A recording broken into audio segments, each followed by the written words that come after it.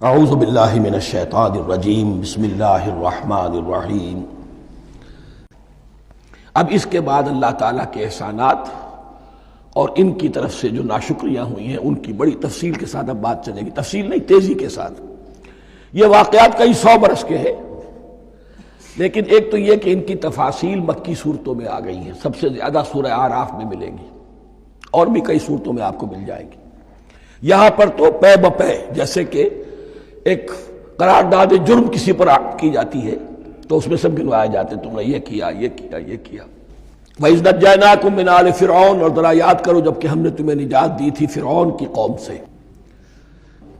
يَسُومُونَكُمْ سُوءَ الْعَذَابِ، وہ تمہیں بدترین عذاب میں مبتلا کیے ہوئے تھے۔ يُذَبِّحُونَ أَبْنَاءَكُمْ وَيَسْتَحْيُونَ نِسَاءَكُمْ، تمہارے بیٹوں کو ذبح کر ڈالتے تھے اور تمہاری عورتوں کو زندہ رکھتے تھے۔ عورتیں تو پھر ان کے کام آتی تھی، گھر میں کام کاج کے لونیاں بنتی تھی، گھروں میں ڈال لیتے تھے، لیکن لڑکوں کو، اور یہ 2 موقع پر ہوا ہے بنی اسرائیل کے ساتھ، یہ بعد میں انشاءاللہ اس کی تفصیل آئے گی۔ وَفِي ذَلِكُمْ بَلَاءٌ مِّن رَبِّكُمْ عَظِيمٌ، اور یقیناً اس میں تمہارے رب کی طرف سے تمہارے لیے بڑی آزمائش تھی۔ وَإِذْ فَرَقْنَا بِكُمُ الْبَحْرَ، اور یاد کرو جب کہ ہم نے تمہارے لیے سمندر کو پھاڑ دیا یا دریا کو پھاڑ دیا۔ یہ ایک مختلف فی بات ہے کہ کس جگہ سے کراس کیا تھا بنی اسرائیل نے ایجپٹ سے سینائی پیننسولا آنے کے لیے، جزیرہ نما سینا میں۔ ایک رائے یہ کہ دریائے نیل کو کراس کر کے گئے ہیں، لیکن یہ بات غلط ہے، دریائے نیل تو مصر کے اندر ہے، وہ کبھی بھی مصر کی حد نہیں بنا۔ کسی کی رائے یہ ہے کہ جو خلیج سویز ہے، بحر قلزم جو ہے ریڈ سی، وہ اوپر جا کر 2 کھاڑیوں میں تبدیل ہو جاتا ہے، خلیج عقبہ مشرق کی طرف اور خلیج سویس مغرب کی طرف، اور ان کے درمیان میں یہ سینائی پیننسولا جو ہے یہ تکون ہے، جیسے ہندوستان بھارت تکون ہے ایسے یہ پیننسولا ہے، انڈین پیننسولا، سینائی پیننسولا۔ اور یہ سویس کینال تو بعد میں بنی ہے۔ خلیج سویس اور میڈیٹرینین بحیرہ روم کے درمیان یہ کچھ چھوٹی چھوٹی، اگرچہ چھوٹی تھی سمندر کے لحاظ سے، بہت بڑی بڑی جھیلیں تھیں، اور ان جھیلوں ہی کو پھر جوڑ جوڑ کر درمیان میں جو خشکی تھی اس کو کاٹ کر سویس کینال بنائی گئی ہے۔ تو اب تو یہ مسلسل ایک رابطہ ہے، لیکن معلوم ہوتا ہے کہ یا تو خلیج سویس کو کراس کیا ہے حضرت موسیٰ علیہ السلام نے، اور یہی میری رائے زیادہ یہی ہے، اس لیے کہ کوہ طور جو ہے وہ اس پیننسولا کی ٹپ پر ہے، نیچے ہے، یہاں جہاں پر ان کا قیام رہا، اور جہاں پھر حضرت موسیٰ کو 40 دن کے لیے کوہ طور پر بلا کر اور پھر انہیں تورات دی گئی ہے۔ تو معلوم ہوتا ہے کہ جو خلیج سویز ہے اسے کراس کیا ہے۔ کراس کس طرح کیا ہے کہ حضرت موسیٰ کے عصا کی ایک ضرب سے سمندر پھٹ گیا۔ فَكَانَ كُلُّ فِرْقٍ كَالطَّوْدِ الْعَظِيمِ، دونوں طرف چٹانوں کے مانند پہاڑ کی طرح جو ہے وہ سمندر کھڑا ہو گیا، اس کے راستے سے یہ نکل گئے۔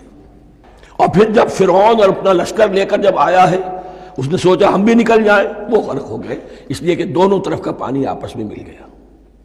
یہ تھی کیفیت، اور معجزانہ کیفیت تھی، یہ کوئی فطرت کے یا نیچر کے اصول کے مطابق بات نہیں تھی، اور میں عرض کر چکا ہوں، آپ کو بتا چکا ہوں معجزہ کسے کہتے ہیں۔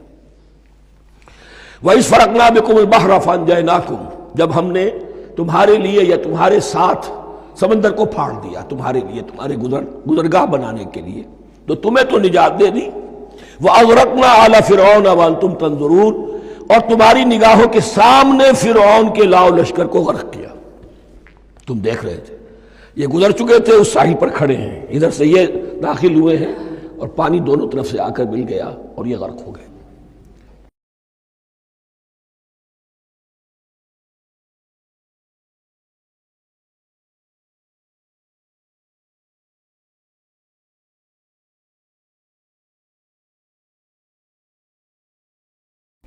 وَإِذْ وَعَدْنَا مُوسَىٰ 40 لَيْلَةً، اور یاد کرو پھر جب کوہ طور پر ہم نے موسیٰ کو 40 دن کے لیے بلایا۔ ثُمَّ اتَّخَذْتُمُ الْعِجْلَ، ان کی غیر حاضری میں تم نے بچھڑے کی پرستی شروع کر دی، اسے معبود بنا لیا، من بعدہ، اس کی غیر موجودگی میں، وَأَنْتُمْ ظَالِمُونَ، تم بہت بڑا ظلم تھا جس کا ارتکاب کیا۔ إِنَّ الشِّرْكَ لَظُلْمٌ عَظِيمٌ، عظیم ترین ظلم جو ہے وہ شرک ہے. اور شرک جلی کی یہ شکل کہ بچڑے کو پوج رہے ہو. ثم عفونا عنکم من بعد ذلک، پھر ہم نے تمہیں اس کے بعد بھی معاف کیا. یہ ہمارا کرم رہا ہے، ہماری رحمت رہی. من بعد ذلک لعلکم تشکرون، تاکہ تم شکر کرو. وَإِذْ آتَيْنَا مُوسَى الْكِتَابَ وَالْفُرْقَانَ لَعَلَّكُمْ تَهْتَدُونَ، اور یاد کرو جب کہ ہم نے موسیٰ کو کتاب اور فرقان عطا فرمائی. یہ فرقان حق اور باطل کے درمیان فرق کر دینے والی چیز. اور کتاب عام طور پر جو آتا ہے وہ شریعت کے لیے آتا ہے. شریعت بھی دی، کتاب بھی دی، اور فرقان بھی دیا. لعلکم تہتدون، تاکہ تم ہدایت پاؤ. وَإِذْ قَالَ مُوسَىٰ لِقَوْمِهِ، اور یاد کرو جب کہ کہا تھا موسیٰ نے اپنی قوم سے، یا قوم انکم ظلمتم انفسکم باتخاذکم العجل، اے میری قوم کے لوگو، یقیناً تم نے اپنے اوپر بڑا ظلم کیا ہے بچڑے کو معبود بنا کر. فتوبوا الی بارئکم، پس توبہ کرو اپنے پروردگار، اپنے خالق کی جناب میں. باری اللہ تعالیٰ ہے. باری فاقتلوا انفسکم، تو قتل کرو اپنے آپ کو. یہ چیز جو ہے تورات میں تفصیل سے آئی ہے، قرآن میں نہیں ہے. اسی اعتبار سے میں نے آپ کو بتایا تھا کہ تورات کا مطالعہ اس اعتبار سے مفید ہے کہ بہت سے واقعات کا قرآن میں ذکر ہے، اجمالاً اشارہ ہے. اس کی تفصیل کے لیے ہمیں تورات سے رجوع کرنا پڑتا ہے، ورنہ یہ کہ اس آیت کا صحیح مفہوم واضح نہیں ہوگا. فاقتلوا انفسکم، اپنے آپ کو قتل کرو، کیا مانی؟ یہ قتل مرتد کی سزا ہے. وہاں معلوم ہوتا ہے کہ حضرت موسیٰ نے یہ حکم دیا. 12 قبیلے تھے، ہر قبیلے میں سے کچھ لوگوں نے یہ کفر اور شرک کیا، باقی لوگوں نے نہیں کیا. انہیں حکم دیا گیا کہ اپنے قبیلے کے لوگ ان کو قتل کریں جو ان کے قبیلے میں سے اس کفر کے مرتکب ہوئے. انفسکم سے مراد یہ اپنے قبیلے کے لوگوں کو تم قتل کرو. اس لیے کہ قبائلی زندگی جو ہوتی ہے آپ کو معلوم ہے، اس میں کوئی اور قبیلہ ہاتھ لگا دے تو قبائلی عصبیت بھڑک اٹھے گی. 70,000 یہودی قتل ہوئے. اس سے بڑی توبہ اور ممکن نہیں. اس سے بڑا پرج، کسی بھی آئیڈیالوجیکل پارٹی کے اندر پرج بہت ضروری ہوتا. کچھ لوگ آ گئے ایک نظریے کو قبول کر کے، رفتہ رفتہ نظریہ اوجل ہو گیا، کچھ مفادات، کچھ چودراہٹیں یہ مقدم ہو گئی.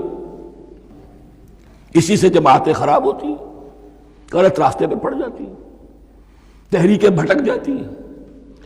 تو آئیڈیالوجیکل پارٹی، نظریاتی جماعتیں پرج کرتی رہتی ہیں کہ جو بھی ہمارے نظریے سے ہٹ گئے اب ان کو ہم کاٹ کر علیحدہ کر. یہی سے قتل مرتد. تو یہ چیز حدیث میں ہے یا پھر قرآن میں یہاں ہے. اس حوالے سے جو لوگ ہمارے ہاں بعض علماء بھی ہیں، جدید دانشور ہیں، جو قتل مرتد کی جو حد ہے اسلام میں اس کو تسلیم نہیں کرتے. لیکن میرے نزدیک یہ شریعت موسوی کا تسلسل ہے کہ شریعت موسوی کی جس شے کو بدلا نہ گیا ہو، جس کے بارے میں صراحتاً یہ معلوم نہ ہو کہ یہ شے تبدیل کر دی گئی، تو وہ شریعت محمدی کا جز بن گئی. زنا پر رجم کا معاملہ بھی یہی ہے. قرآن مجید میں رجم کی صریح آیت کوئی موجود نہیں ہے، حدیث میں ہے. قرآن مجید میں مرتد کے قتل کے لیے کوئی آیت موجود نہیں ہے، حدیث میں ہے، سنت میں ہے. اور دونوں کی کا جو منبع ہے وہ اصل میں تورات ہے. تو اس بات کو اچھی طرح نقل کر دیجئے. یہ جگہ اکثر لوگ جو ہے یہاں بہت سرسری طور سے گزر جاتے ہیں، یہ بہت اہم ہے. اور اس کے لیے تورات کی طرف رجوع کیجئے. 70,000، 6 لاکھ کل تھے. جب یہ مصر سے نکلے ہیں 6 لاکھ تھے. کتنے عرصے کے بعد پیننسولا پہنچے ہیں، سینائی پیننسولا میں اور طور میں کچھ اور ان کی تعداد بڑھ گئی ہوگی، لیکن یہ کہ ان میں سے 70,000 کو قتل کیا اپنے ہاتھوں سے. ہر قبیلے نے اپنے جو مرتد تھے ان کو اپنے ہاتھ سے قتل کیا. فتوبوا الی بارئکم فاقتلوا انفسکم ذالکم خیر لکم عند بارئکم، یہی تمہارے لیے تمہارے رب کے نزدیک بہتر بات ہے. فتاب علیکم، تو اللہ نے تمہاری توبہ قبول کر لی. توبہ قبول کس طرح ہوئی؟ یہ تزکیہ ہوا ہے امت کا کہ ان میں سے جن لوگوں نے اتنی بڑی غلط حرکت کی ہے ان کو کاٹ کر، ذبح کر کے، ان کو قتل کر کے پھینک دیا گیا. انہ هو التواب الرحیم، یقیناً وہ تو ہے ہی بہت توبہ کا قبول فرمانے والا اور بہت رحم فرمانے والا۔ صدق اللہ العظیم۔